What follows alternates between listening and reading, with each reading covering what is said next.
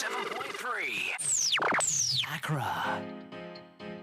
Oh, yeah. 97.3. Come on. Let's go. Traffic Avenue, the show for me and you. Mondays to Fridays, ooh, the Traffic Avenue. Traffic Avenue, the show for me and you. Mondays to Fridays, ooh, the Traffic Avenue. Oh, flex.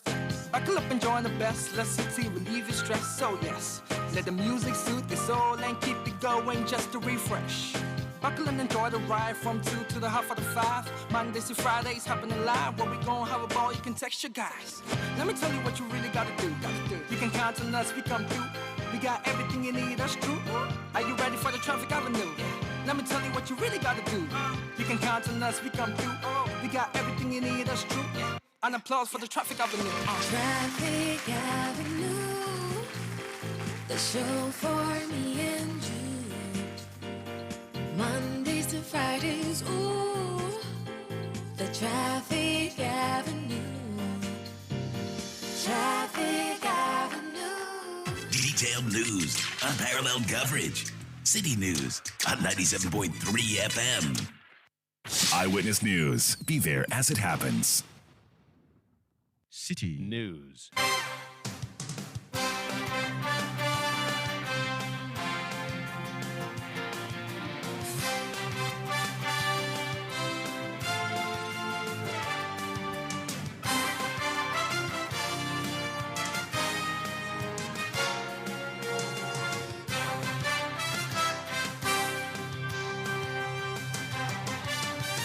It's 17:30 GMT. This is Eyewitness News on 97.3 Citi FM. I am Umaru Sanda Amadou. Tonight I'm here with Akosia Ochre. And coming up over the next 90 minutes. We placed a ban on illegal mining, the phenomenon we call galamsey, which was destroying our water bodies, vegetation, and our forests. These policy initiatives are already using positive results to the attainment of the SDG goals, particularly the goal of reducing our carbon emissions. President Akufo-Addo's verdict on his government's fight against galamsey. He says the country is seeing positive results. But is that really the case? We'll be testing his claims here on Eyewitness News. Also coming up, Office of Special Prosecutor freezes Cecilia Dapaa's accounts again after defreezing it to respect a court order. And later, on Eyewitness News, some stability on the labour front. Colleges of Education teachers call off their strike after losing 1 month's salary. Stay with 97.3 Citi FM for more on this and many other stories on Eyewitness News. And in business, Government's ambition to get next tranche of IMF credits facility gets backing from economists. That's in 50 minutes from the business desk of Citi FM and Citi TV. Eyewitness News is live across Ghana on a number of affiliate stations in the Upper West region. We are on Tumpani Radio 88.5 in Nadoli. We are in Jirapa on Jirapa 96.1 FM. In Upper East region, we are on Rekas 92.1 FM in Bongo, Namu.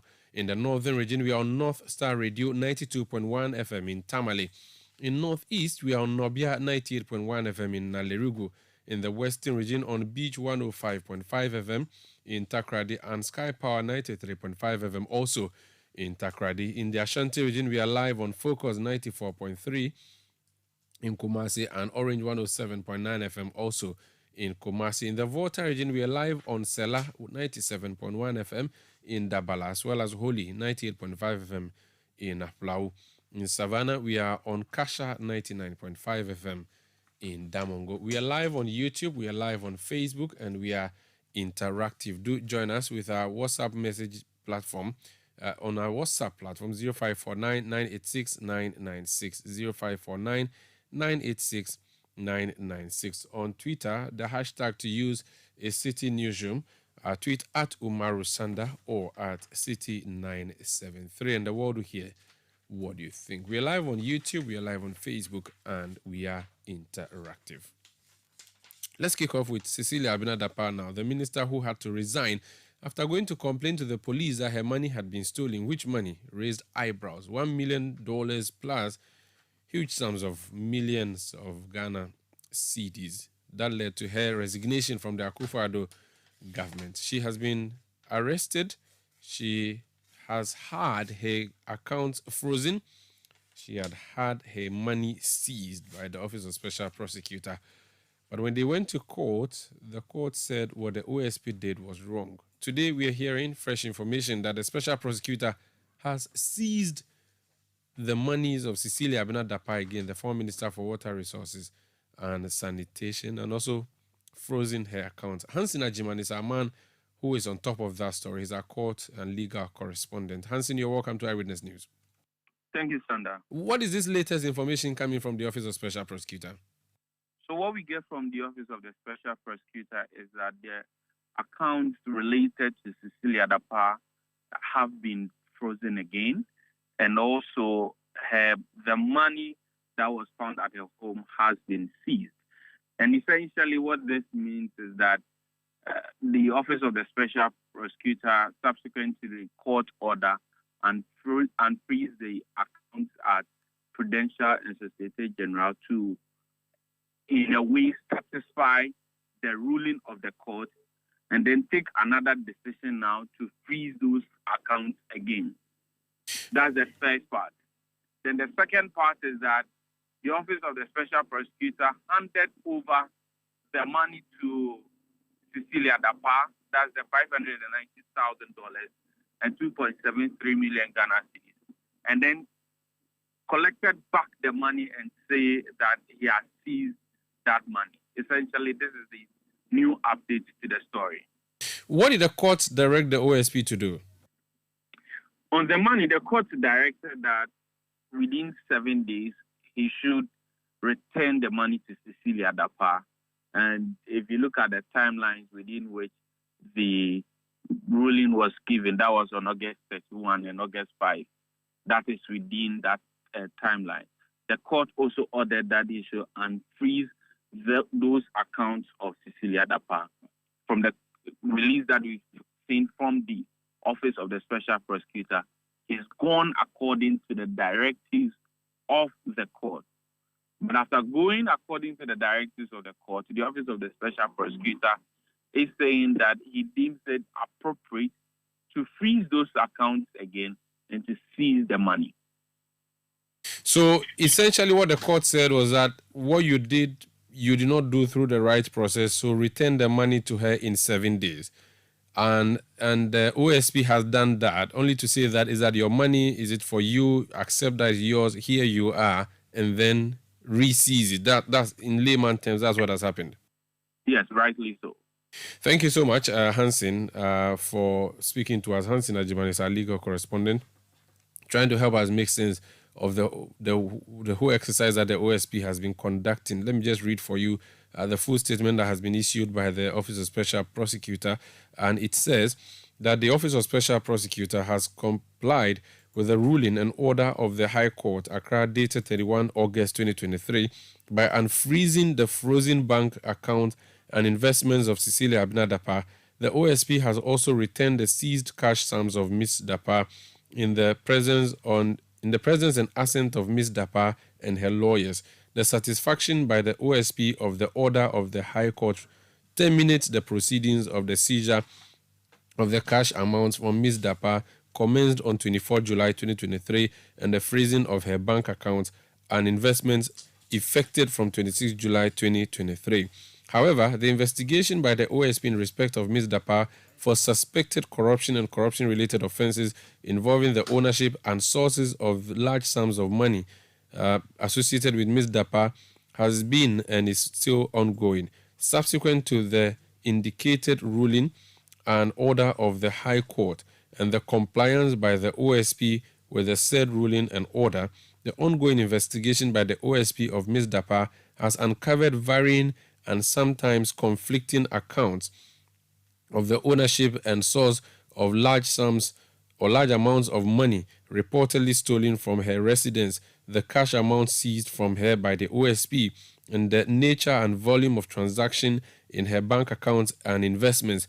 Consequently, subsequent to the indicated ruling and the order of the High Court and the compliance by the OSP with the said ruling and order, the special prosecutor considers that freezing the bank accounts and investment of Ms. Dapaa is necessary to facilitate the ongoing investigations. Therefore, the special prosecutor has invoked his statutory power under Section 38(1) of Act 959 and Regulation 19(1) of LI 2374 by directing the freezing of the bank accounts and investments of Ms. Dapaa effective 5th September 2023. Further, subsequent to the indicated ruling and order by the High Court and the compliance by the OSP with the ruling and order, the special prosecutor considers that he has reasonable grounds to suspect that the cash amount seized from and returned to Ms. Dapaa is tainted property and is necessary to exercise the power of seizure to prevent the concealment or loss of the cash amounts. So that's a statement by the Office of Special Prosecutor. Martin Kpebu is a private legal practitioner. Counsel, you're welcome to Eyewitness News. The OSP had begun an exercise, which exercise was hit a snag because apparently the OSP did not follow the right procedure in doing the right thing. So the OSP did the right thing through the wrong way. Now it has gone to unfreeze the accounts and frozen them again. You reckon this would be the proper procedure that should have been adopted from day one, and that this particular one would be successful on the part of the OSP? Yes, we are all hoping, Sanda, that this one, it will succeed. It will. It will because the first one, the judges complained about the timeline. So now that he has just received, and so that means time has started ticking, definitely, when it comes to the currency seizure, under Section 32, the OSC has 7 days within which to apply. So it means that we see that application within the next 7 days. And when it comes to the freezing of the account, he has 14 days. So it also means that within the next 14 days, we see the application to the court for freezing of the account. So it's even likely the two applications will go at different times. Since this one is within 7 days and the other one, they have 14 days. Naturally, if you have 14 days, sometimes you want to wait a bit. But of course, nothing stops Mr. Cecilia Dapaa from filing both on the same day. Quick. And what would he be filing? Saying to the court that what? We have gone to seize this person's money, and this is the reason we have seized it, and want you to give us permission to continue to seize it while we conduct investigation. Is that what it means? Absolutely. Just like the first one. So when it comes to the currency seizure, it's going to be like the first application. So that one, like as you said, we seized the money on the 5th of September because today is 5th. So starting today. And that, so far, she's not been able to give credible answers as to the source of the money. Because, let's not forget, under the OSP Act and also under the Constitution Article 286 Clause 4. If we find you with money and that money cannot reasonably be attributed to inheritance, your income, a gift, or a loan, then it's unexplained wealth. It's illegal. So you find those provisions too in the OSP Act. So once it's not able to explain, then trouble. You see, so all those things will be dealt with. So do you see that? Sanda, in the statement, the OSP stated that she's not able to account for, and that's a very strong statement. So hopefully this time, maybe the OSP will even annex the statement she gave to the OSP. Maybe Mr. Ajabin will annex them, though it's not mandatory in law, but now that the stakes are very high, he can annex the statement she gave. When you go, there's what we call caution statement. They will warn you, then they read your Miranda rights, the right to be silent, but that if you say anything, it will be taken down, may be used in court against you, all those things. So the caution statement may be put in, and other things. Then the currency seizure form, they gave her notice to explain how she got the currency, what has she said so far, what are the answers. Maybe this time they'll go full blast and put in all those statements. Charlie, because this is Sanda. This war, hey, we can't afford to lose it. Otherwise, Sanda, you and I tomorrow, so this is how we have to fight to make sure that corruption doesn't thrive, to make sure that unexplained wealth doesn't thrive. So he'll do it. And then when it comes to the freezing of the accounts, so that one, maybe he will consider putting in the statement. Like we said, he can block out names and then ask that they want to do the rest of the hearing in camera so that maybe they will then give their full statement in camera to the judge. But if Mr. Kyerematen doesn't want too many names out at the same time, so that those people will come begging him, those people will be sending emissaries after him and distracting him, he may choose to do that. When they say tainted money, as has been captured in the statement, what does that mean? Tainted means like you can't, the illegal money. So let's use a constitutional yardstick. This money that you are holding is not your income. It's not your inheritance. It's not your gift. You see, and it's not a loan. And other sources not genuinely given to you by somebody to keep. Let's not forget that Madam Dapaa initially tried to, in respect of the 1 million, the one that was stolen from her, her residence, right? That one, initially she had said it belonged to her deceased brother. Then the deceased brother, so the deceased brother's wife pursued her. They were about filing a legal suit to recover the money from her. Then she beat a retreat and answered, no, the money is hers. You see, so the point is that so far you see that she's not able to explain where all this gargantuan money is coming from. And that's a sign. Okay. That, look, this is corruption money. You remember people made a linkage between the World Bank contracts that she approved and the rest. You see, the World Bank, the outdoor drainage and the rest. Then they asked her in Parliament, Madam Dapaa, where did you use the money from? Then she showed a bit of dredging of the outdoor, and then that was it. And then Sikapudu, over $48 million was gone. Now, the OSP has issued, this is not the first time the OSP is issuing a statement on this particular matter. Do you think it is about time the OSP gave us figures? Because the OSP keeps saying huge sums of money, amounts of money. Should we know the figure? Because even the issue of how much came up in the court, didn't it? Absolutely. Yes, and I am also very interested in that because, you see, when Mr. Ejabin didn't give us the figures, it emboldened Madam Dapaa and her lawyers, who then attacked Joy FM. Who told you about the $5 million, the volume of transactions, and the 48 million Ghana? Who told you about those volumes of transactions? You see, so Mr. Ejabin should disclose that part of the evidence. At least that's minimum. Is the least he can do. That will help so that it will make, because Ejabin needs the media. He needs you guys, Sanda. He needs all of you to be able to help push the fight. And it's the figures that will excite us to get up that, come on, we will no longer sit for our money to be chopped like this, to be stolen like this. So he has to put the figures out to ginger the fight, to create the excitement. You see, I think that some people are calling media frenzy. What frenzy? Sometimes a frenzy that brings development. And when we say development, it's not just about fiscal buildings, but even the most important part of our development that we need today is an improvement in our ethics, the governance. So that thing people call media frenzy, I beg to differ. When they say frenzy, then these are the media are up to scratch. Article 162, clause 5. They are holding government accountable. So Mr. Ejabin should bring those figures to drive the fight, because then people become wild. Now, what? Volume of transaction within a short period, $5 million dollars. So can you imagine 5 times 12? That's 60 million Ghana. Then another account, volume of transactions, 48 million Ghana. When about 3 million of our people are living below the poverty line. 3 million of our people are living below the poverty line. So now the World Bank standard is $1.90. That's just about maximum 24 Ghana cedis. 24 Ghana cedis. Standard. About 3 million of our people are living on less than 24 Ghana cedis. How much is your lunch? How much is my lunch?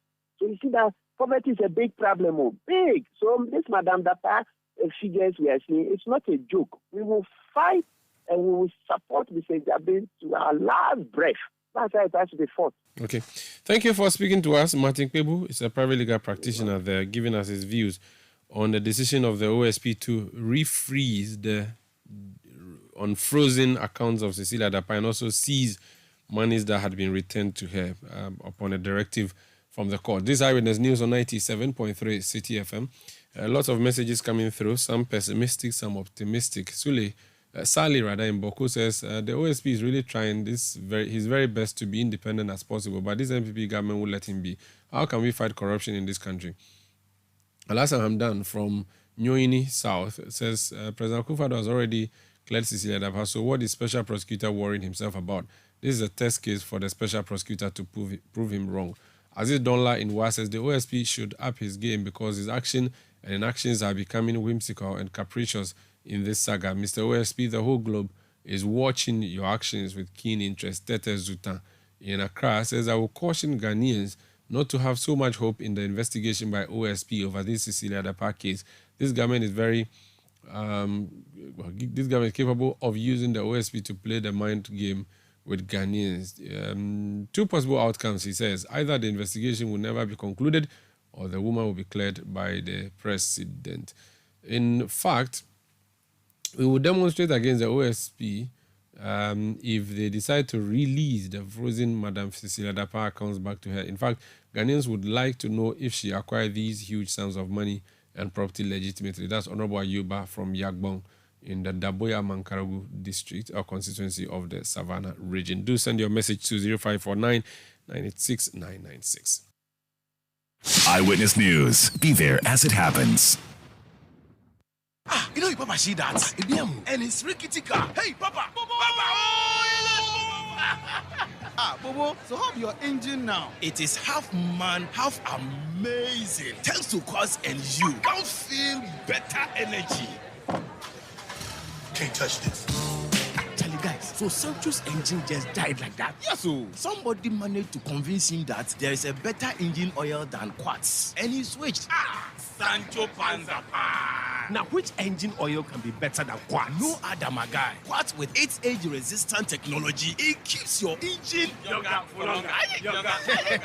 Now you know. Have you guys seen the new bottle design? It's superb. Quartz 9000 from Total Energies there improves fuel efficiency. Why do you think Mr. Mane and Logoso have taken the Quartz Nation movement World Cup like that? Sorry. Chairman. Quartz. Keep your engine younger for longer. Ajwapa, what's all this condom business? Oh, I've told her over and over again that she won't get pregnant. And she's still insisting.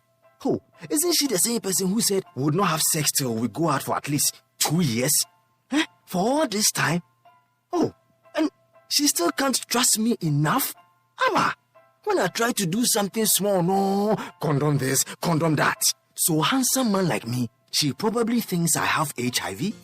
Using a condom will protect you and your partner. Condoms are effective for protection against a wide spectrum of STIs and HIV infection. Don't take risks. Use a condom every time. Always come prepared. This advert is brought to you by the Ghana AIDS Commission. Let your voice be heard on Eyewitness News on Facebook at facebook.com/Citi97.3, Twitter at twitter.com/Citi973, and Instagram at instagram.com/Citi973 with the hashtag Eyewitness News. You're welcome back. Let's do some more stories. Finance Minister Ken Ofori-Atta says Ghana is on course for the second tranche of the International Monetary Fund IMF loan in November to support government balance of payments for 2023 and 2024. Now, the Bank of Ghana's June 2023 Summary of Economic and Financial Stability Report shows that the bank's balance of payments at the end of June 2023 recorded a deficit of $107.8 million. This, the bank said, would by far lower than the deficit recorded during the same period in 2022. Speaking at the third GIPC CEO breakfast meeting in Accra, Mr. Oforiatta said the government is ready to have its first review of the fund. But with regards to the fund, I think we have done well, and we continue to do. We're going to have our first review after the approval in November. So we are working, as we say in Ghana, assiduously and to make sure that we are able to meet that. And I believe that we will. There are a lot of conditions to be met, but that's what we are here for. What we call performance indicators. So the quantitative performance indicators, about 6 of them, indicative targets, about 3, and then some structural benchmarks. But I think with all of that, we've got a long way to be ready for the mission that comes at the end of September, so that we can try and get a staff level agreement while the mission is here, and then go to the board in November for the release of the second tranche, which will be $600 million. In addition to that, certain things we also need to do with the World Bank, so that we can get our DPO, which will be another $300 million. Well, the finance minister further expressed confidence in concluding talks with the Paris Club and its bilateral creditors by the end of the year. Some 91% participation, 97% participation or so of the 7.7 billion. We also had about $740 million of US denominated bonds, and also we got about 92% participation. And then finally, we were able to strike a deal with the pension funds of their 29.6 billion and got 95%. So I believe now we have a certain sense of control as to what we pay in coupons, and therefore give us some fiscal space to be able to do other things. So then we are left with concluding our discussions with the Paris Club to get to a memorandum of understanding for these bilateral facilities, and also the Eurobonds. So those are in discussions. I believe that we will make good headway with that. We really expect that we should be able to conclude both this year. There's going to be a lot of discussions both with the Paris Club to fit a common framework, and also the Eurobonds and investors. That was Finance Minister Ken Oforiatta. This Eyewitness News on 97.3 Citi FM. Breaking news story coming through. Alan Kyerematen has withdrawn from the New Patriotic Party's internal primary, seeking a flag bearer. That news is just coming through from the office of Alan Kyerematen. And Sami Yafi is our correspondent at the presidency.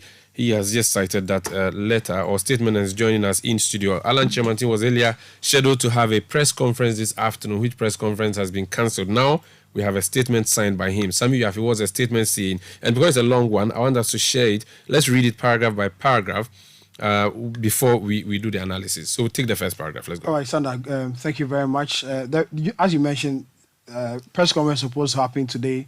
The first advertised time was 10 a.m. It was scheduled to 2 p.m.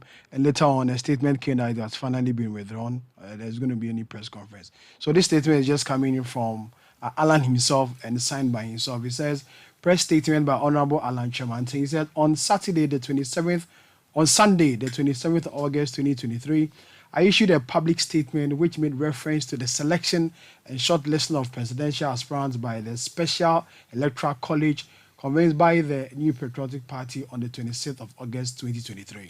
After having carefully analyzed the results of the said elections, it is absolutely clear to me from events leading to, during and after the elections that the Special Delegates Conference was strategically and tactically skewed in favor of one particular aspirant. The pronouncement made by some leading members of our party, both before and after the election, also lend weight to my observation. The level of intimidation of varying intensity, directly and indirectly, unleashed on a significant number of delegates at various voting centers across the 16 regions is unprecedented in the history of our party.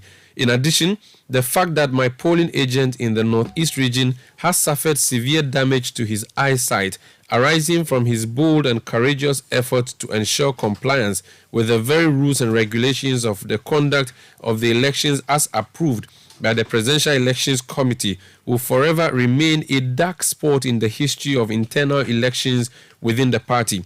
This incident and various acts of violence and collusion reported in other voting centers are appalling, unconscionable, and despicable.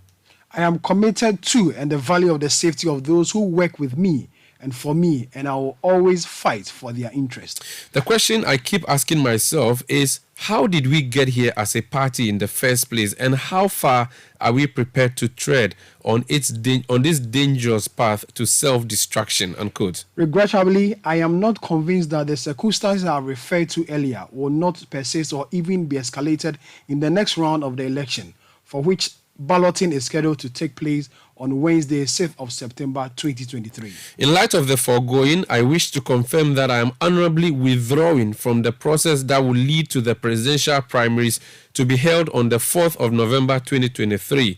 In the next upcoming weeks, I will provide an indication of the role that I will play in politics in Ghana after consultations with my family and other well-wishers, various stakeholders and interest groups.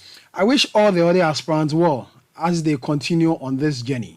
I also wish to use the opportunity to express my profound gratitude once again to my family, the Alan for President campaign team, and all my teaming supporters in Ghana and from around the world who have supported me in diverse ways over the years. Please be assured that the battle is still the Lord's, and that those who wait upon the Lord shall have their strength renewed.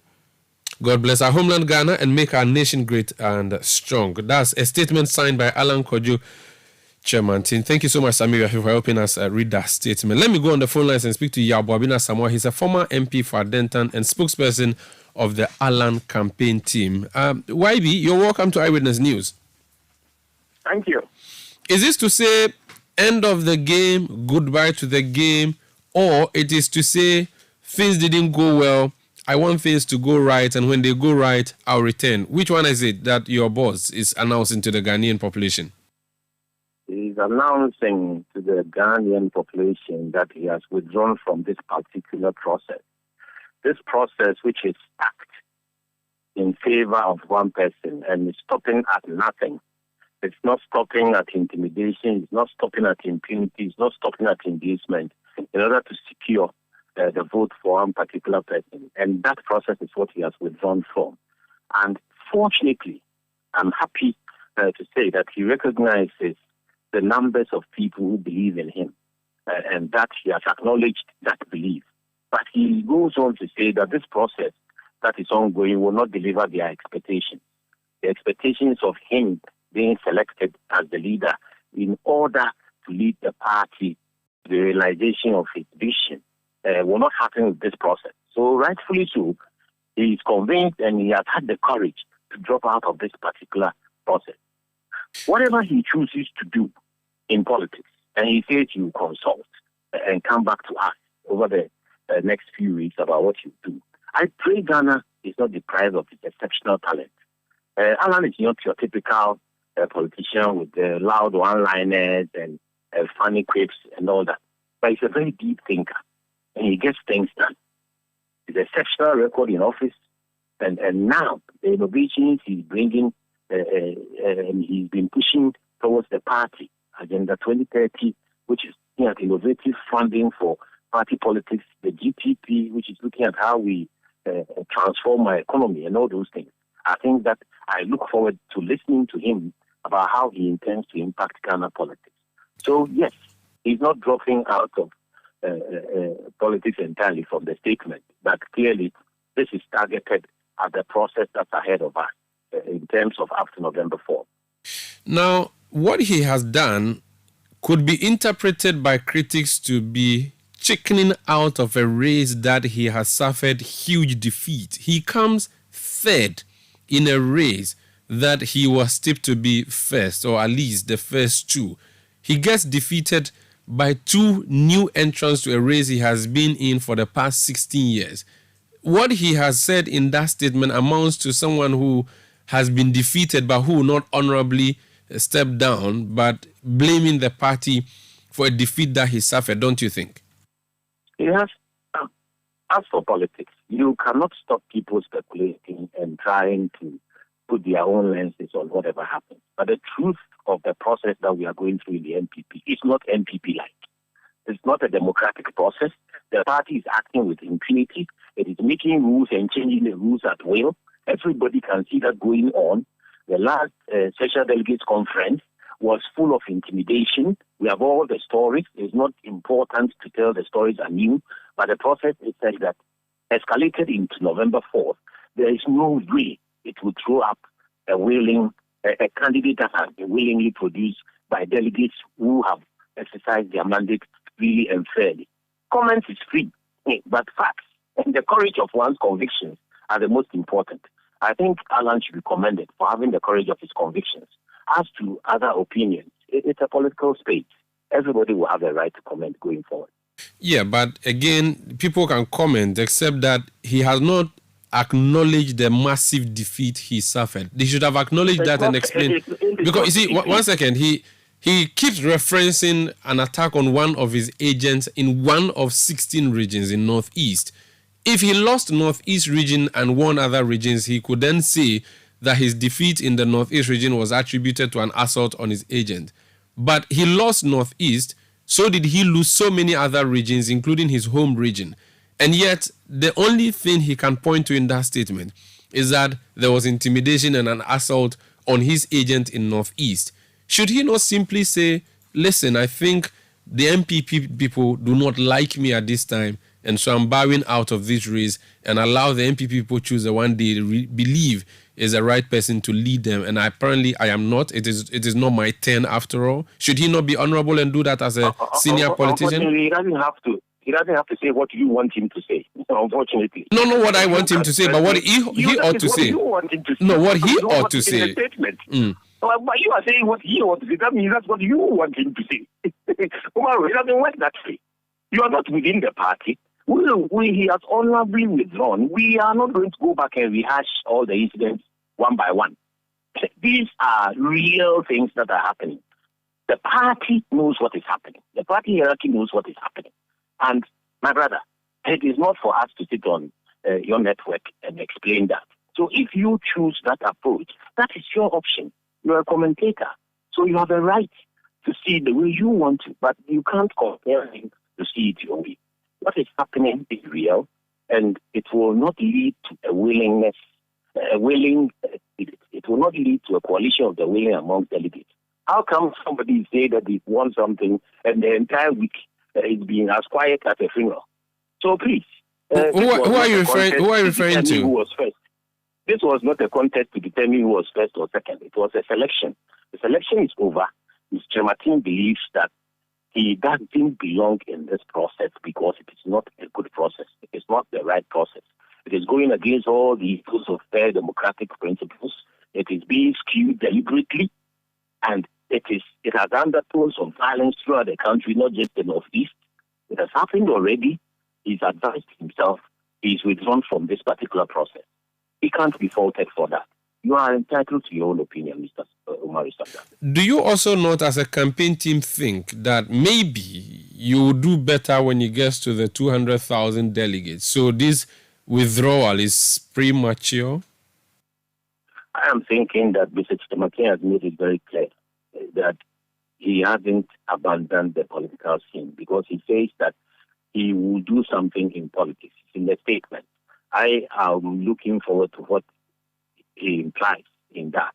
And I think I'll rather focus and wait for that. What could he possibly be doing in politics again? What is left for him to do? I thought I heard you reading the statement. Yes, he says that he will announce what his next step or what his role is going to be. But I'm just wondering, could that mean that he would come again in the future? Is that one of the options on the table, or this is it, is the end? I think he has stated it clearly in the statement that he is going to consult stakeholders, family, broad range of stakeholders, and that this is not the last of that we hear of him. The battle remains the Lord. The statement is very, very clear. Let's talk about his role in the New Patriotic Party. The last time he had challenges in the party during an internal election, he resigned from the party. It became a blot on his image in the New Patriotic Party. Tonight, he's announcing a withdrawal in a crucial race like this one. Will MPP people ever forgive Alan Kyerematen for these actions? He didn't resign. It was a conditional letter that certain things that had to be corrected, things that were against his supporters, that had to be corrected. Once those things, there was commitment to correction, the letter you are talking about insisting was a resignation, being conditional, did not have effect. So he did not resign. And now he has withdrawn from a process that he has had the courage to define as being unfair, skewed, deliberately skewed, full of intimidation. He has a right to protect his supporters. And so let's give him that opportunity. Now, this intimidation, we've seen Kennedy Japan announce publicly in a video that we saw where he said his agents were being intimidated. Alan Kyerematen has listed what happened to his agent in Northeast region. Kennedy Japan, who was very furious, has not resigned or left the race. He's still in the race. Why would your boss decide to do that, considering that he was even third? I'm not in a position to determine Kennedy Japan's campaign strategy. I'm sorry. Okay, what is the decision? Would he support any of the candidates because he's wishing them well? Is he going to wish any of the top four? He has wished them well. Would he support any of them? He has wished them well. Would he support any of them? He has wished them well. That's, I think, what the statement says. Is the campaign team effectively disbanded? I don't think there's anything like that in the statement.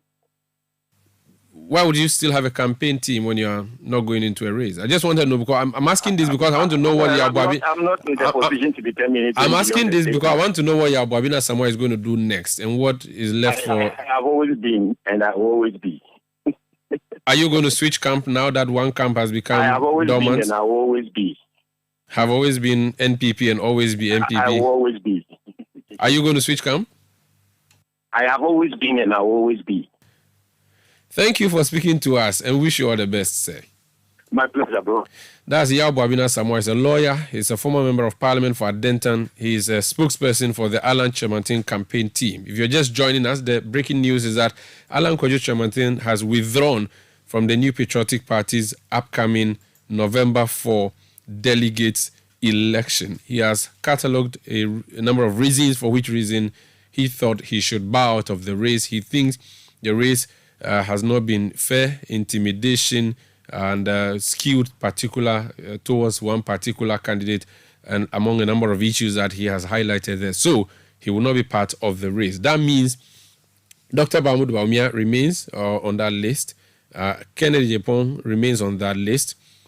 Dr. Owusu Efiri Akoto remains on that list, and the latest entrance member of parliament former for Mampong, the Honorable Francis Adainimo, also on that list, which means that it's going to be 4 persons going into that race on November 4. Recall that Kyerematen Jaku had also announced his disinterest in the race, also highlighting a number of issues having to do with the runoff of the superdelegates primaries. This is Eyewitness News on 97.3 Citi FM. We are coming to you from our studios in Adabraka in Accra. If you want to read more, go to our website, citynewsroom.com. The story is there. The details of why Alan Kyerematen decides to opt out of the race is there for you to read. This is Eyewitness News. We'll be back. Eyewitness News. Be there as it happens. Yeah, Charlie, so many vibes and I want to father, my sanaba. Mamma and papa, and you're not for more fear no more quentum. Trebiania, so I'm any scaco fear and fancy that near fear for before Javis no parking. A bear man Sujai Casa. Thanks to Sukasa, how hard to your nature. Sukasa see a damn brony friend affordable luxury homes, or more 2, 3, 4 bedrooms, where you're fully gated or grants and communities, or more malls, clubhouse, and all social amenities, plus 24-hour security. Almost our flexible payments, and yeah, I know my dear at Dalcasa, plus 100% guaranteed cashback. Yes, 100% guaranteed cashback. No quick unanswered stories. Contact Sukasa right now through phone calls or WhatsApp on 030-296-0865 and 055-369-7886. Charlie social media so more, baby. You can find them on Facebook, Instagram, LinkedIn, and YouTube at Sukasa GH. Email Susie at info@sukasa.com.gh. Sukasa, building on trust. When shopping for a dress, you say, of course, a low burst line, a little tight by the hips, covered sleeves, off shoulder, definitely. But when buying anti-malarial drug, you say, is it not malaria? Give me whatever is available. Choose your malaria drugs the same way you choose your dress. Always ask for Coatem. It's also available in cherry-flavored dispersible tablets for children. Don't gamble with malaria. Choose right. Choose Coatem. If symptoms persist after 3 days, consult your doctor. Malaria testing should be done before treatment. This advert is FDA approved. Let your voice be heard on Eyewitness News on Facebook at facebook.com/City97.3, Twitter at twitter.com/City973, and Instagram at instagram.com/City973 with the hashtag Eyewitness News. You're welcome back. Now, President Akufo-Addo says the ban on illegal mining, also known as galamsey, is yielding positive results towards the aim of reducing carbon emissions. Activities of illegal miners in Ghana have contributed largely to the pollution of water bodies and the destruction of forest reserves, posing a challenge to dealing with the impact of climate change. Speaking at the 2023 Africa Climate Summit in Nairobi in Kenya, President Akufo-Addo outlined a series of measures taken by the government in tackling climate change in Ghana.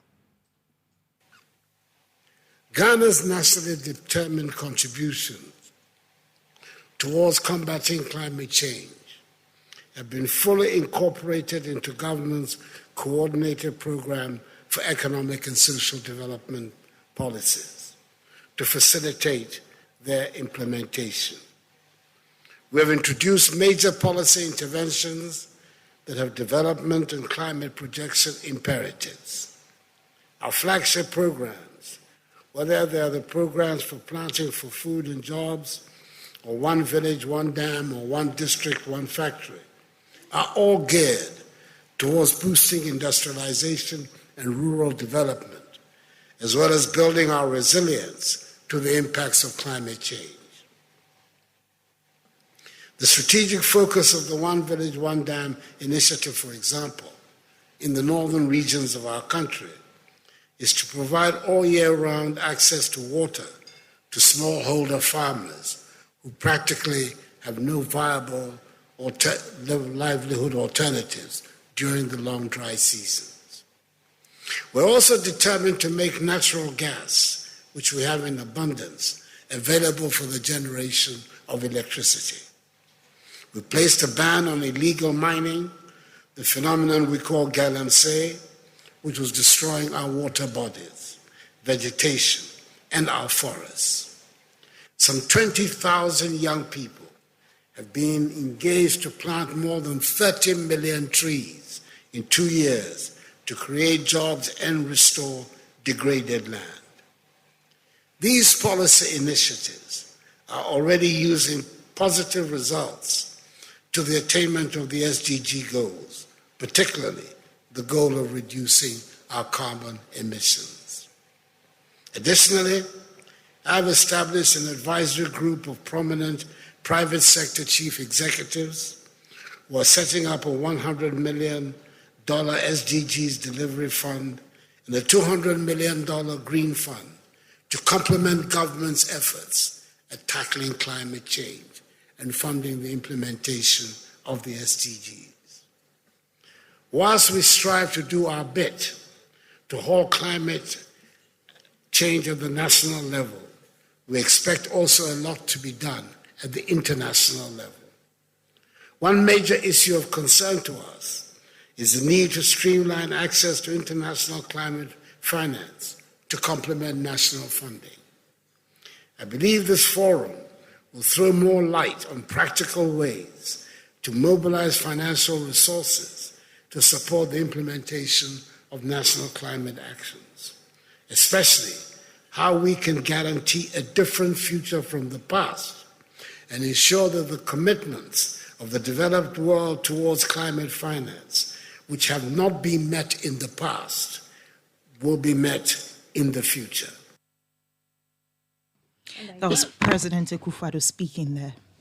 This is Eyewitness News on 97.3 Citi FM. So he says that we have done well in the fight against Galamsey and we are seeing some positive results in the country. He was speaking in faraway Nairobi, Kenya. Is it really the case on the ground that we have seen positive results? Engineer Ken Ashigbe is convener of the Media Coalition Against Illegal Mining, has some data on how we have fared in the fight against Galamsey. Sir, you're welcome to Eyewitness News. You've listened to the president. True account of what is on the ground or departure of the reality, from the reality? Well, you should be telling us this rather than myself. You have been reporting it, the incidents since we started this fight in 2017. And, let me just read for you a portion of a statement issued, a rejoinder issued by the Forestry Commission. Part of it, we thank Media House for shining the light on the destruction of large portions of the once large forest reserve and an important watershed through illegal mining. We believe that such documentaries help draw attention to grave national issues where public support is urgently required to address it. And they then go ahead to say, they want to put matters in perspective. But the Forestry Commission, after one of your sister media houses had, shown a documentary, agree that this is what has happened. The Ghana Water, the PRC, has slapped an increase in water tariffs. And the reason is just because of the cost of treatment of water, to the extent that the chemicals that Ghana Water use is no more effective, and they have to now use polymers rather in treating the water. So we have seen situations, and if you go to Konfanoche now, you have situation where there are a lot of these stillbirth babies being born, children being very deformed. It will be interesting to find out what the turbidity of our water bodies currently are. In the recent past, we have seen the situation where Otufo has had to dissuade some chiefs because of their involvement in Galamsey. We've seen the destruction to a lot of our forests. We've seen recently that people are talking about the fact that even the water in the north are being threatened. We've had the situation where it's being said that the Bui Dam is even under threat from Galamsey. We recently saw the Minister for Road and Highways cause the arrest of some excavators that were going into the forest, and he talked about the fact that these were people who were not patriotic citizens and were destroying, So we have the situation where the president himself has had to dismiss the Bosome MCE, caught on tape confessing to an illegality who has not been prosecuted. We had a situation where the Minister for Lands and Natural Resources pointed out that the MPP Ashanti Regional chairperson, company, Akonta Mine, was involved in an illegality which we are still waiting for the Director General CID to prosecute. So in terms of the empirical evidence on the ground, I will just give you these ones. And then you need to put that on the back of the fact that the president said they banned illegal mining. Yes, they did. There was a moratorium placed on it. It was raised that 20,000 young people have planted 30 million trees. But how many more trees are being destroyed? You have the situations where you have the likes of Heritage Imperial going into the forest where they're, with prospecting licenses with over 18 excavators and destroying, the land, and nothing has happened to them. So I would want, as a social scientist, I would want to look at the empirical evidence, and we should just oppose that to that. Yes, some activities been taking, actions have been taken by government, but what is the impact of it? So essentially, you're saying it is true we've taken a huge step forward, but we've taken a number of them back. So, yes, a lot of them. And I say I thought you were going to say millions of steps back. No. I just keep on saying that the fight against illegal mining is a war. We won a few of the battles, but a lot of the battles are being lost. A lot of them are being lost.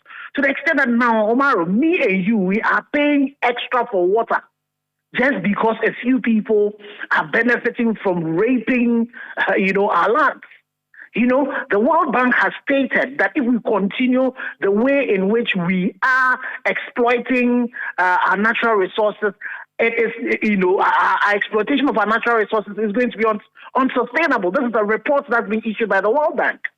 So I would want us to look at the empirical evidence to say if you did the total, are we progressing or we are not? And you see, again, I'm careful because the president said, contribution to SGDs. SGDs. My grandmother in Kyerematen, for example, does not feel SGDs. But she has to go and buy water. My auntie, there's one of my mothers, my mother is a nurse. There's one of my mother's friends who's a nurse. Her land in somewhere in Western North, I'm trying to fight for it because some Galamseyers are taking it. Go and tell that old lady that, we're winning the war. He'll tell you no. Thank you for speaking to us, Doc. Thank you. As Engineer Ken Ashigbe, he is convener of the Media Coalition Against Illegal Mining, responding there to the president's statement that the fight against Galamsey, we are seeing some positive results. The verdict is what Ken Ashigbe has been trying to catalog for us today by highlighting a number of challenges and problems related. As we speak, we are paying 1 cedi each on water, or on the water bill we pay because of Galamsey. You have other stories, don't you, Akosia? Yes, I do. The Colleges of Education Teachers Association of Ghana, CTAG, has suspended a strike following a directive by the National Labour Commission to return to the classroom as it works with government to fulfill their demands. The 1-month industrial action was as a result of the government's failure to honour the NLC's arbitral award orders under negotiated conditions of service since May 2, 2023. Speaking to Citi News on the suspension of the strike, the national president of CTAG, Prince Obinghema, says they are hopeful NLC will work in the best interest of the teachers. You'll recall that at the last meeting at the NLC directed us to call off the strike because in their opinion, the government has complied largely with the ruling. And where they have not complied, they have also compelled them to give timelines to indicate when and how those things will be done. So on the basis of that, we were to call off so that they will get opportunity to supervise and referee the full implementation of, those other items. We say that, we needed to touch base with our people because the decision to call off the action or to determine strike, to go on strike rests with the rank and file per our constitution. So we communicated the decision to members and asked members to engage by way of voting on the decision, whether we were complying with the NLC directive or defying. At the end of the vote, the people unanimously decided that we have to call off the action. So that is where we are. On the strength of that, we are coming out with a formal letter to the NLC to communicate that to them and also a directive to our members so that we'll give them up to Thursday to be able to report to their stations because within the period, some may have traveled and what have you, so we'll be able to work. So that's where we are at the moment. Mr. Obinghema further says leadership of CTAG will further engage relevant authorities to have their August salaries restored.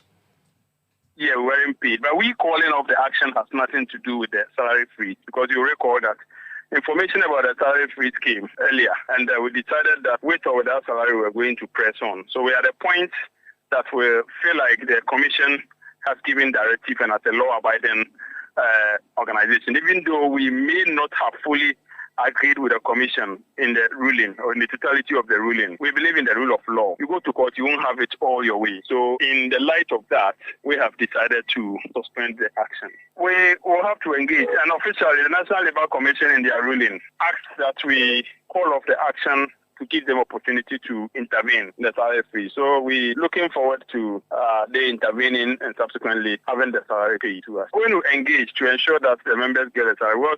We have said that in our case, we are not like medical doctors and other people in other fields where you go on strike and the patient you ought to have seen yesterday, you won't have the chance to see that patient tomorrow. In our case, we have our course outlines, all the items on the course outlines we are going to teach one hour that we have presumed. So I think morally and logically, we have to be given a salary. You heard the National President of Colleges of Education Teachers Association of Ghana, Prince Obinhima. Now, the ultimate winner of the Season 5 edition of Citi FM and Citi TV's Voice Factory is set to get a fully paid trip to the United Arab Emirates. The 11 finalists, who have had a 13-week journey of themed competition, are gearing up for the final night on September 16, 2023, where the winner will be crowned. The Voice Factory is a singing competition that gives talented Ghanaian singers the chance to showcase their vocal abilities and compete for the ultimate prize of 20,000 Ghana cedis and the title of Ghana's next music star. Now, one of the sponsors for the competition is not only making it possible for the crowned winner the bragging rights and a grand prize of 20,000 cedis, but also a fun experience in Dubai. Here's Operations Manager of Kopan Hospitality Travel Limited, Princella Asiedu, making the offer. Working with an esteemed organization like Citi is one thing. Is one thing we always want to do. And then also, when we think about the fact that these people are going to go through, it's a 13-week something that you have to always keep up and be on the top. We feel it's a lot of work that these people need. Whoever is the winner needs a reward after everything. So we thought, why not? After going through 13 weeks of stress, trying to keep up and all, what you need is a week or a few days for you to relax and then just revive from all the stress that you've been through, getting to the top. We don't invest a lot in trade art, but you find out that we have a lot of them. So with these reality shows, many a time we find out that people who come out of it, people who are the winners, don't get to go far when they are here. So we also felt that they'd be giving them the opportunity for them to go out there to see what is out there, and then probably the opportunities that they can have out. That's Princella Asiedu. She's Operations Manager of Kopan Hospitality Travel Limited. Now, the Voice Factory Season 5 is brought to you by Ebony Condoms, refreshed by Eddie's Pizza. Official voting partner is Nalo Solutions, refreshed by McBerry Twist Cupcake, sponsored by Kopan Hospitality. The Voice Factory is powered by Citi TV with support from 97.3 Citi FM, Alisa Hotel, Linash Beauty Parlor, and staged by Winia. Up next is business news from Citi Business Desk.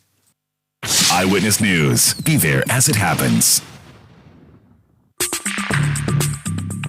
Let your voice be heard on Eyewitness News on Facebook at facebook.com/Citi97.3, Twitter at twitter.com/Citi973, and Instagram at instagram.com/Citi973 with the hashtag Eyewitness News. Get the details. Every significant financial transaction, every market movement, and all the policies that affect your business. Citi Business News. Be informed. Akusi Archer here with Citi Business News on Eyewitness News, powered by your most comprehensive business news website, citibusinessnews.com. Let's settle for the details. Economist Dr. Patrick Isuming is optimistic Ghana will be able to receive the second tranche of $600 million from the International Monetary Fund, IMF, after a program review later this month. A visiting team from the fund is expected to arrive in Ghana to assess the country's eligibility for the second disbursement. Ghana received the first tranche of $600 million in May as part of the $3 billion extended credit facility secured from the fund to restore Ghana's macroeconomic stability. Now, speaking to City Business News, Dr. Esumi believes Ghana has been able to make the resilient economic reforms to stand a chance of receiving the second tranche. Based on the indicators and the actions that have been taken so far, you expect that the IMF, the staff will recommend and probably the board will approve that the next tranche is paid. I think, some of the indicators have stabilized. Some have probably marginally improved. But if you look at the actions that government is supposed to take, for the upcoming review, the legal framework that has to be done, changing the Bank of Ghana Act to curtail BOG lending to the government and related matters, and then also passing or bringing in some of the new measures to bring more revenue. You got a sense that the government has done enough. So my expectation is that when the IMF team come on board, they will probably find the progress made favorable enough to approve the next tranche. You heard the economist Dr. Patrick Esumi. Away from that, the coalition of aggrieved customers of Men's Gold are calling on the Attorney General to expedite justice in the ongoing case against the CEO of the company, Nana Kyerematen.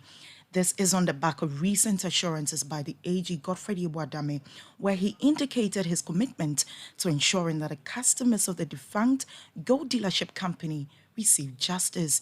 Over 4 years after the collapse of Men's Gold, hundreds of customers are yet to receive payment of their locked-up investments, despite assurances by the management of the company and the government.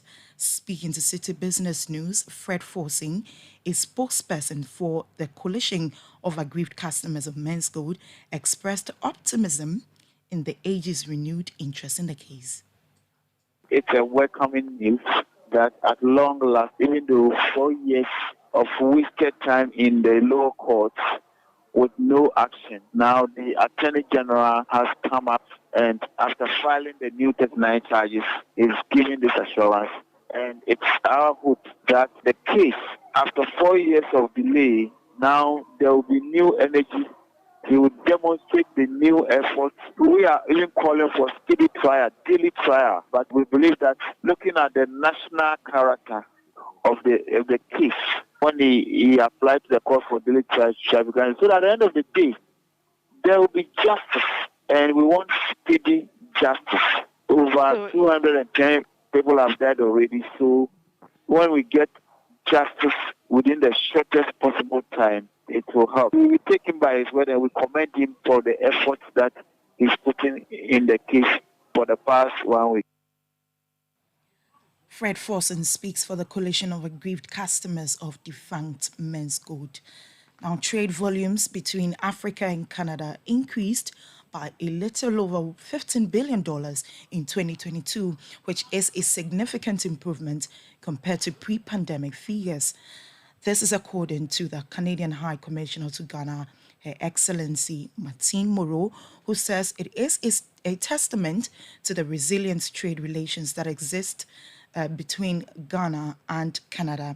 Although 2022 trade volumes recorded an increase, she maintains that by leveraging on the African Continental Free Trade Area, these figures could be further improved to boost economic resilience. Here's Canadian High Commissioner to Ghana, Her Excellency Martine Moreau, speaking on the bilateral trade relations.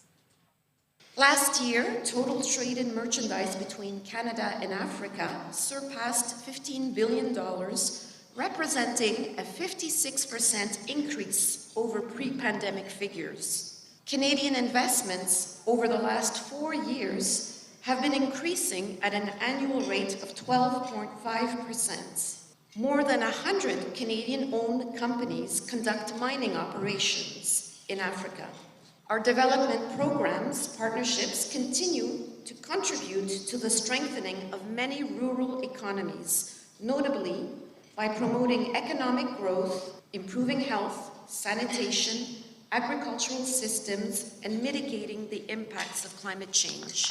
But despite the recent growth in our bilateral trade with Africa, the continent still only accounts for 1% of Canada's global merchandise trade and outward investment. While we continue to benefit from existing opportunities, we also recognize the tremendous economic potential to be realized through the implementation of the African Continental Free Trade Agreement. That was the Canadian High Commissioner to Ghana, Her Excellency Martine Moreau. Now, government has reiterated its commitment to providing financial assistance to Ghanaians to enable them afford decent accommodation. According to the Ministry of Works and Housing, government is working with private estate developers to support individuals who are unable to afford their own homes. Speaking at the commissioning of an ultra-modern 40 estate housing unit financed by the State Housing Company Limited at Amrahia in Accra, the Sector Minister Francis Asenso-Boakye explains government reviewed housing program to support low and middle income earners. Now, in a bid to promote sustainable and eco-friendly farming practices, farmers in Ghana have been urged to transition from conventional chemical-based methods to organic alternatives. The appeal was made during a stakeholder forum organized by Organic Farming Aid in Accra.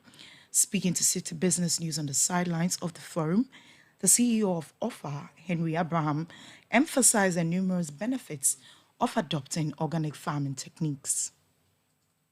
But the truth is, synthetic fertilizers are possibly the worst single product on the planet for the climate. Something like 3% of greenhouse gas emissions, global warming gases, come from synthetic fertilizers, partly because it takes a lot of energy to make them, partly because it takes a lot of energy to transport them. You see all those ships on the high seas carrying bags of fertilizer, and partly because once you use fertilizer in the soil, nitrogen-based fertilizer, NPKs and so on, some of it is not used by the plants but stays in the soil. Microbes convert it to nitrous oxides. Nitrous oxides are 300 times more dangerous for the climate than CO2. So those three things together mean that synthetic fertilizers are probably the worst single product on the planet for our climate. So if you can reduce their use, which you can with OFA, and save money at the same time. We're not asking people to spend more. We're saying save yourself money and save the planet at the same time. Yep. To me, that's a message that people can buy. That was Chief Executive Officer of Organic Farming Aid, Henry Abraham. And in City Business News on Eyewitness News, it was powered by your most comprehensive business news website, citybusinessnews.com. My name is Akosia Optre, and up next is Point Blank. Let your voice be heard on Eyewitness News on Facebook at facebook.com/City97.3, Twitter at twitter.com/City973, and Instagram at instagram.com/City973 with the hashtag Eyewitness News.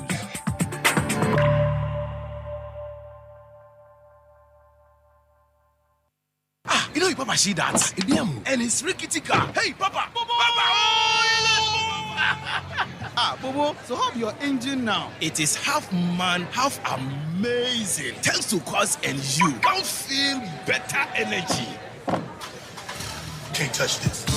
Actually, guys, so Sancho's engine just died like that? Yes, so somebody managed to convince him that there is a better engine oil than Quartz, and he switched. Sancho Panzapa. Now, which engine oil can be better than Quartz? No other, my guy. Quartz with its age-resistant technology, it keeps your engine younger for longer.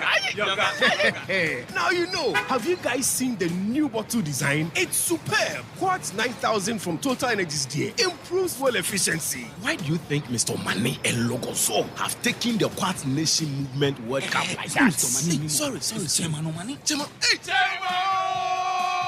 Quartz. Keep your engine younger for longer. Technology is shaping the workforce of the future. Are you job market ready?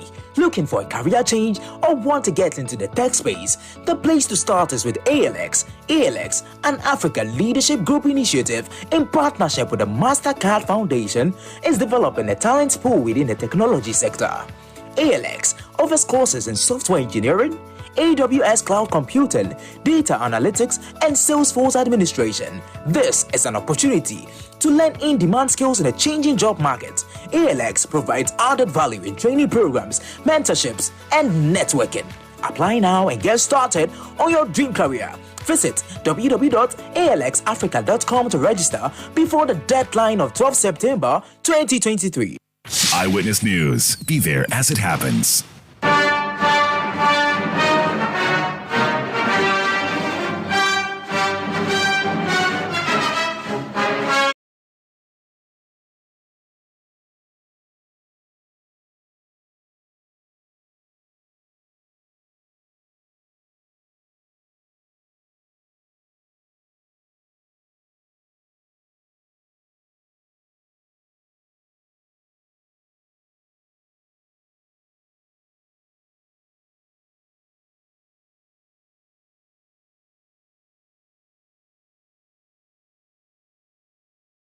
We'll talk about the Bank of Ghana, but before then, if you are just tuning in, there's breaking news story that I brought to you a few minutes ago. It has to do with Alan Kwadwo Kyerematen. He has withdrawn from the New Patriotic Party's internal race.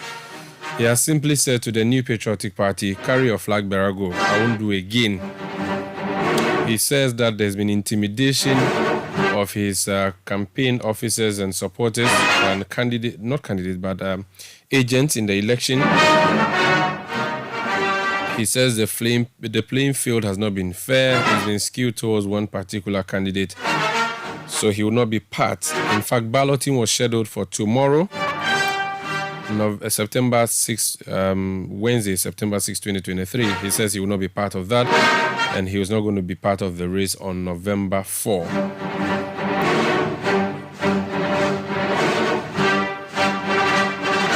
But let's talk about the Bank of Ghana. The minority side in Parliament has been on the Bank of Ghana's governor and his deputies to resign. They say that they have mismanaged the central bank. Now, while we are looking at that, there's a news story from a member of the minority side. And he says the Bank of Ghana new headquarters will cost government more than 400 million cedis. And this he describes as a result of reckless land acquisition by the BOG. The man making the claim is Honorable Samuel Kujeto Ablakwa. He speaks for the minority on foreign affairs matters and is also a member of parliament for North Tongue. Honorable, you're welcome to Eyewitness News. Hi, Umaru. Thank you for having me. What new information have you gleaned? For which reason you are saying that we should expect to pay more for the Bank of Ghana land and headquarters, which is already, costing so much? Well, thank you very much, and good evening to all distinguished listeners of Citi FM. The latest information we have gathered is that the land upon which the controversial $222.79 million United States dollars Bank of Ghana head office project is being constructed on is land that is under severe and fierce litigation. We are beginning to see all the project management problems that attended upon the National Cathedral project. That project, as you recall, has become an iconic symbol for how not to go about projects. Terrible project management, inflationary pricing, underhand dealings, and the scandals that have associated with that project is really a litany. Now, the documents we have intercepted are court documents which confirm that this land in issue has been attached in a consent judgment which has been secured by Ivory Finance. It turns out Umaru that a company known as ITAL Construct International Limited, ITAL Construct International Limited, had gone for a loan from Ivory Finance on the 10th of April 2013, a loan amount of 19.3 million Ghana cedis.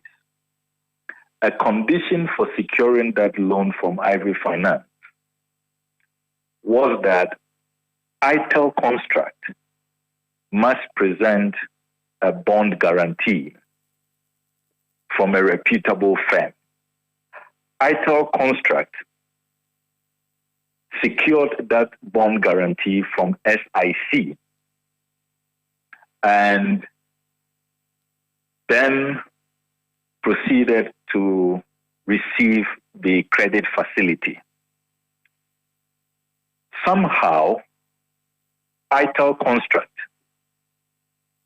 defaulted in the payment of this 19.3 million Ghana cedi facility it secured in 2013. That compelled Ivory Finance to take steps to recover the monies they had extended to ITAL Construct. They had to also fall on the bond guarantee. SIC clearly did not cooperate from the court document we are reviewing because the board of SIC is insisting that the CEO acted without their consent and that they put out a public notice in the year 2000 that they were no longer going to extend these credit guarantees and that the CEO really was on a frolic of her own. Now, that is what led Ivory Finance to then attach this land, this same land at West Ridge, opposite the Ridge Hospital, and proceeded to court to recover their money that they gave to ITAL Construct. What we are reading from the court document, tons of court documents, this is about 10 years of fierce litigation. We see that land is heavily embroiled in litigation. And really, if the Bank of Ghana had done due diligence, they ought not to have gone anywhere near that land. Because as we speak, the consent judgment secured by Ivory Finance has not been set aside. Now, this consent judgment of 25th November 2014 has that land attached to it. So that is land which is really encumbered, which technically is not available. Now, we have also noticed that the president decided to execute an executive instrument. In other words, he exercised his eminent domain authority and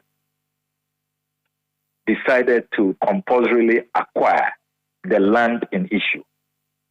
Now, Article 20 of the 1992 Constitution is very, very clear, is unambiguous. Indeed, Article 20 provides that no property of any description or interest in or right over any property shall be compulsorily taken possession of or acquired by the state unless the following conditions are satisfied. A, the taking of possession or acquisition is necessary in the interest of defense, public safety, public order, public morality, public health, town and country planning, or the development or utilization of property in such manner as to promote the public benefit. But Clause 2 provides that compulsory acquisition of property by the state shall only be made under a law which makes provision for A, the prompt payment of fair and adequate compensation, and B, a right of access to the High Court by any person who has an interest in or right over the property, whether direct or an appeal from any other authority for the determination of his interest or right and the amount of compensation to which he is entitled. So the checks we have conducted indicate that this constitutional provision has been violated. The parties who have an interest in this land, who are in court litigating, have not been compensated. The president is in gross violation of this constitutional provision. But you see, the more fundamental issue is that when you set out to carry out public projects in the national interest, you must make sure that you pursue a path that is cost effective, a path that protects the public purse, a path that would not incur needless cost to the already struggling taxpayer. This path that has been embarked upon is the most reckless path, because if they had done due diligence and they had realized that, look, already this land is accumulating so much money. Look, the consent judgment, if you read it, already ITAL Construct and SIT must be paying Ivory Finance 91 million Ghana cedis, and this is some 5 years ago. So if you look at inflation, you look at, the interest, which is 5.5% per month, and then an 8% monthly penalty for defaulting in payment. I mean, very, very stringent and expensive. It's a very expensive facility. So the conservative estimate is that the taxpayer will have to cough up in excess of 400 million Ghana cedis for this land. Well, if really that is a project that we should even be embarking on in the first place, considering that this is a central bank which has made the biggest losses in its history, 60.8 billion, a central bank which is really insolvent now, which has no reserves, which has negative equity in excess of 55 billion and all of that. If really this is a project that in the midst of this crisis, this mess, you should be embarking on, is this the only land that is available? So once again, we are seeing what happened with the National Cathedral, where they decide that this is where we want this project. It doesn't matter what is in our way. We will bulldoze everything in our way. And you saw the demolitions that happened with the National Cathedral. That is a similar thing we are seeing here. And now these parties have gone back to court. They are initiating action, demanding their money, their compensation, which has accumulated, and the fresh compensation under Article 20 of the Constitution. So it's just a messy situation. And for an institution like the Bank of Ghana, I mean, that should really, have some of the best experts and technical know-how in this country. You wonder what is going on. Are they not doing due diligence at all? And you see, they cannot claim that they do not know, because my investigations reveal that as far back as August 2019, Bank of Ghana approached Ivory Finance and SIC and made an offer of 100 million Ghana cedis. Bank of Ghana wanted them to share it in equal parts, 50-50, so that they have access to that land. There was some feet dragging. Ivory Finance was not keen. And of course, we saw a lot of arm twisting subsequently. Ivory Finance was put under receivership, and the Bank of Ghana used their almighty supervisory role to virtually collapse Ivory Finance and try to take over, the land. So it's a really messy situation, and this approach just highlights the recklessness that has really brought us where we are. Where really, I mean, if you're speaking honestly, we now have a bankrupt, insolvent central bank, and you have a central bank that starts an office project at $81 million, and now, as you speak, is in excess of $222.7 million. If you put the cost of land together, you add it, we are now in the region of about $300 million. Think about that. That is 3.5 billion Ghana cedis at today's exchange. I mean, I was just reading page 229 of the 2023 budget statement, and Umaru, none of the flagship programs listed there comes anywhere near this amount of 3.5 billion. Not free SHS, not road intervention projects, not planting for food and jobs. 3.5 billion Ghana cedis. And you wonder, where is prioritization? Where is protection of the public purse? Where is leadership in this country? I just have one question before we go. Is it possible that the judgment debt or the money that ought to be paid would be paid by the original owners of the land before BOG took over, and so the BOG may not be obligated to make any payment whatsoever, so will not be losing the money you fear that will lose? No. My reading of Article 20 of the Constitution, that's not how. Once the government steps in and the government is engaged in compulsory acquisition, which it did on the 12th of October 2020, the onus is on government to pay. And my checks indicate that all of those who have interest in this land have not been paid. And so it comes to the state, and the state has to make that payment through the BOG. I don't know where the state will get the money from, whether BOG or Ministry of Finance.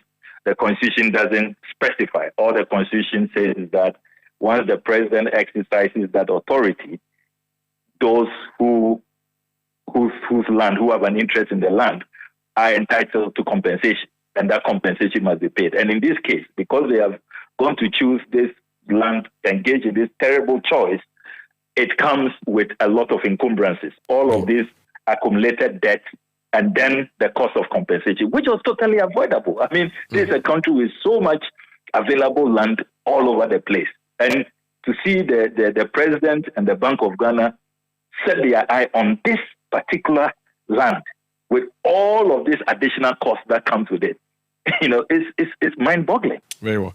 Thank you for speaking to us, sir. Always welcome. That's Honorable Samuel Kujeto Ablakwa, is MP for North Town. That's it for Eyewitness News tonight. My name is Umaru Sanda Amado. I did this with Akosia Otre. Production by Kobna Wilson,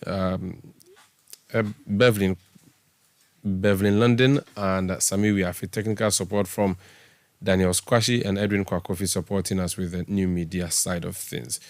We're making way now for EPL Pitch Show. And that's coming up next with the EPL Pitch Side podcast. Forgive me, Benjamin Ketia and the sports team. That's coming up in a bit. Thank you for listening. Good night.